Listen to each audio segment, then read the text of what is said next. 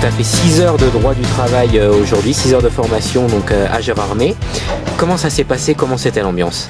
L'ambiance était très détendue, studieuse mais détendue. C'est clair que c'était 6 heures, oui, donc 3 heures ce matin, 3 heures cet après-midi d'actualité du droit du travail, animé par Joël Misselin, mon confrère du cabinet Barthélemy à Strasbourg.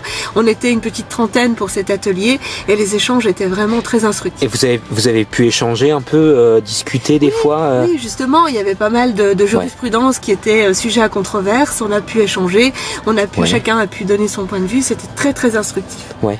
Et du coup, est-ce que donc demain tu y retournes? Demain j'y retourne, le matin 9h à midi j'ai du contentieux administratif et l'après-midi sera consacré au secret professionnel et à la déontologie de l'avocat. Alors du coup c'est quoi le but des formations? C'est de te remettre à jour, un peu les avocats? Voilà, on a besoin effectivement, le droit évolue, donc on a besoin d'actualiser nos connaissances pour sécuriser nos procédures et être à jour de tout ce qui se passe en fait. Hein.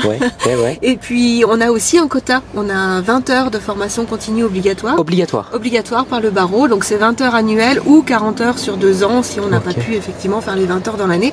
Mais c'est obligatoire, c'est contrôlé par les membres du Conseil de l'Ordre. Et si on ne le fait pas, on peut effectivement avoir des suspensions de notre contrat à responsabilité civile. C'est rare, hein, je te cache pas que c'est rare, mais c'est important. Et en plus, ça fait du bien de retourner un petit peu. Oui, t'aimes bien l'ambiance? Moi ça me plaît, moi je suis étudiante. Oui, on voyait, vous étiez studieux là, toi t'étais au premier rang. C'est clair. Moi j'ai le bon élève, mais non, j'adore apprendre et je crois que dans notre métier de toute façon, et dans pas mal de métiers, mais il faut apprendre tous les jours et se former pour être véritablement à la pointe. Ouais, bah oui, et c'était l'occasion aussi d'être un peu au milieu parce qu'il y avait combien d'avocats, je sais pas, on sait pas exactement, mais c'était l'occasion aussi de vous retrouver un peu tous là. Je pense qu'au total, comme il y avait 3 ateliers distincts, on était à peu près un peu plus d'une centaine. Ouais, c'est ça, je pense. Oui, donc de barreaux différents. Alors évidemment, le Grand Est, puisque c'est l'ERA. C'est tout le Grand Est?